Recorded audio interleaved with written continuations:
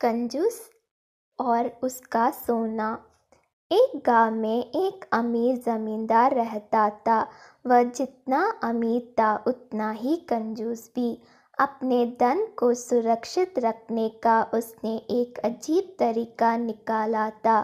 वह धन से सोना खरीदता और फिर उस सोने को गलाकर उसके गोले बनाकर अपने एक खेत में एक पेड़ के नीचे गड्ढा खोदकर डाल देता था। रोज खेत जाना और गड्ढे को खोदकर सोने के गोलों की गिनती करना उसकी दिनचर्या का हिस्सा था। इस तरह वह सुनिश्चित करता था कि उसका सोना सुरक्षित है। एक दिन एक चोर ने कंजूस आदमी को गड्ढे में से सोना निकालकर गिनते हुए देख लिया। वह छुपकर उसके जाने का इंतज़ार करने लगा। जैसे ही कंजूस आदमी गया, वह डक्के के पास पहुंचा और उसमें से सोना निकालकर भाग गया। अगले दिन जब कंजूस आदमी खेत में गड्ढे के पास पहुंचा तो सारा सोना नदारद पाकर रोने पीटने लगा। उसके रोने की आवाज़ वहाँ से गुजरते एक राहगीर के कानों में पड़ी तो वह रुक गया। उसने कंजूस आदमी से रोने का कारण पूछा तो कंजूस आदमी बोला, मैं लूट गया, बर्बाद हो गया। कोई मेरा सारा सोना लेकर भाग गया।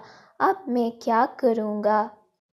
सोना किसने चुराया, कब चुराया? राहगीर आश्चर्य में पड़ गया। पता नहीं, चोर ने कब इस गड्ढे को खोदा और सारा सोना लेकर 9-2-11 हो गया। मैं जब यहाँ पहुँचा तो सारा सोना गायब था। कंजूस आदमी बिलखते हुए बोला, गड्ढे से सोना ले गया? तुम अपना सोना यहाँ इस गड्ढे में क्यों रखते हो? अपने घर पर क्यों नहीं रखते?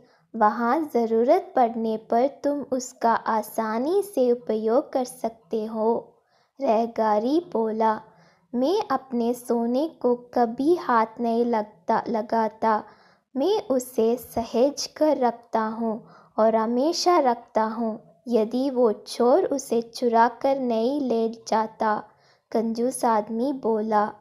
यह बात सुनकर राहगीर ने ज़मीन से कुछ कंकड़ उठाए और उसे उस गड्ढे में डालकर बोला, यदि ऐसी बात है तो इन कंकड़ों को गड्ढे में डालकर गड्ढे को मिट्टी ढक दो और कल्पना करो कि यही तुम्हारा सोना है, क्योंकि इनमें और तुम्हारे सोने में कोई अंतर नहीं है।